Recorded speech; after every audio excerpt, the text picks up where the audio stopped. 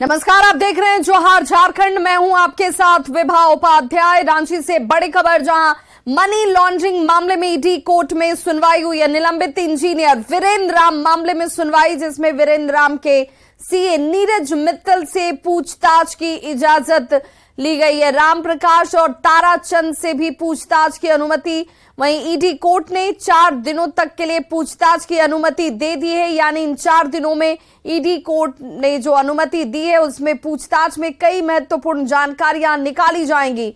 ED ने नीरज मित्तल को दिल्ली से गिरफ्तार किया है। वहीं टेंडर मैनेज करने और कमीशन लेने के लिए ये गिरफ्तारी बेहद महत्वपूर्ण मानी गई। करोड़ों रुपए की मनी लॉन्ड्रिंग केस में गिरफ्तारी हुई है। नीरज पर निलंबित अभियंता के पैसों को मैनेज करने का आरोप है। ये बता दें आपको कि ईडी की टीम ने झारखंड के चीफ इंजीनियर वीरेंद्र राम के 2 दर्जन ठिकानों पर छापेमारी की थी। मनरेगा घोटाले से जुड़े मामले में ईडी की टीम झारखंड के रांची समेत बिहार, दिल्ली और हरियाणा के कई ठिकानों पर छापेमारी करते हुए नजर आई थी। छापेमारी के दौरान यह पता चला कि उसने टेंडर कमीशन में घोटाला कर इतनी बड़ी और अकूत संपत्ति अर्जित की है। साथ ही अपने पद का दुरुपयोग कर वीरेंद्र राम ने 123 करोड़ रुपए से अधिक की चल और अचल संपत्ति बनाई है। और रांची संवाददाता रूपाली त्रिपाठी हमारे साथ इस वक्त ज्यादा जानकारी के साथ फोन लाइन पर जुड़ गई हैं। रूपाली, अब इन 4 दिनों की रिमांड में क्या ये माना जाए कि कई और नाम, कई और खुलासे होंगे? बता दें कि निलंबित जो चीफ इंजीनियर वीरेंद्र राम है, इनकी गिरफ्तारी 27 फरवरी की रात को हुई थी, जिसके बाद कई तथ्य सामने आए थे। गिरफ्तारी से पहले इनसे काफी पूछताछ की गई। 20 से ज्यादा ठिकानों पर भारत भर में छापेमारी की गई, जिसमें दिल्ली, सिवान, बिहार, हरियाणा, ये सारे जो जगहें ये शामिल हैं। और इन 20 ठिकानों पर छापेमारी करके कई तथ्य जो हैं वो इकट्ठे किए गए थे।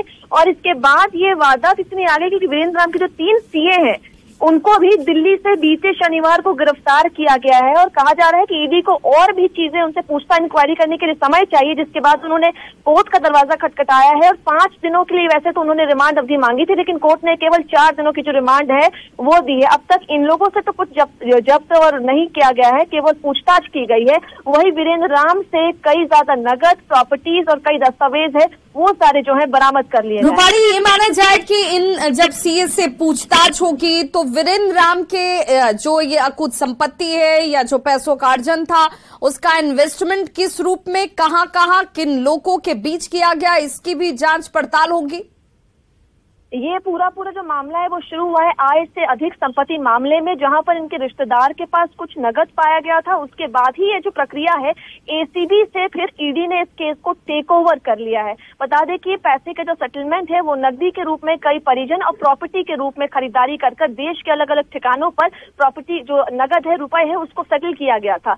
तो इसी तथ्य के बलबूते ईडी ने अपनी कार्रवाई को आगे बढ़ाई और पाया गया कि जितने भी पैसे हैं, मनी लॉन्ड्रिंग का जो अमाउंट है, उसको प्रॉपर्टीज के रूप में और अपने रिश्तेदारों के पास रखवाकर इस तरीके से उन्होंने सेटलमेंट किया था अब तक। लेकिन इस मामले में अभी भी बहुत कुछ जो है रिवील होना बाकी है, जिसके बाद कई लोगों को भी फिर भी गिरफ्तार किया। कुल तो इस मामले में अब तक 4 लोग गिरफ्तार हुए हैं बीते 3 महीनों में, और कार्रवाई बहुत तेजी से ईडी जो है आगे लेकर जा रही है। चलिए, बहुत बहुत शुक्रिया रूपाली त्रिपाठी इस तमाम जानकारी के लिए।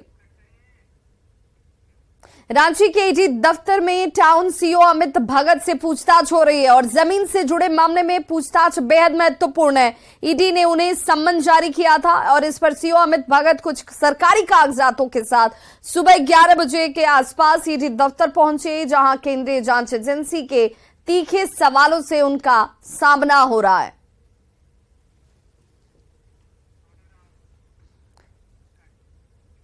पलामू पुलिस ने टीएसपीसी नक्सली संगठन के एरिया कमांडर शंभू सिंह, मिथिलेश यादव और सत्येंद्र सिंह को गिरफ्तार कर लिया है। इन तीनों ही नक्सलियों ने पिछले 16 जून को विश्रामपुर के खुटीसोट नदी में पुल का कंस्ट्रक्शन करा रही कंपनी के साइट पर हमला कर दिया था। तीनों नक्सलियों के पास से देसी कट्टा, कारतूस और डायरी बरामद की गई है, जिनमें कई फोन नंबर दर्ज हैं। पलामू पुलिस ने सक्रियता दिखाते हुए बहुत जल्दी गिरफ्तार करके आज मतलब उनको हम लोग फॉरवर्ड कर रहे हैं, जेल भेज रहे हैं। और इन लोगों की जो गतिविधि थी, पहले भी हम लोगों को कहीं कहीं से सूचना मिली थी, जिसके चलते 2 कांड भी इन लोगों के ऊपर दर्ज हैं पूर्व में। तो अब हम उम्मीद करते हैं कि हमारे क्षेत्र के वासी जो हैं अब कुछ राहत की सांस महसूस कर सकें।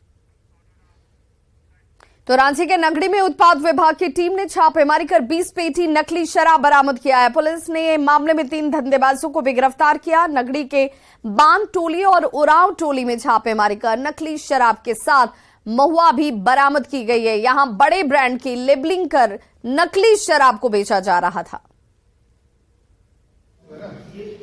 बांध टोली और उरांव टोली के क्रमशः रोहित कुमार 100 और शशि उरांव तथा नगरी के ही कुलदौंग से पिंकू सिंह को गिरफ्तार भी किया गया है और वहां से करीब 144 लीटर अवैध विदेशी शराब की जब्ती की गई है।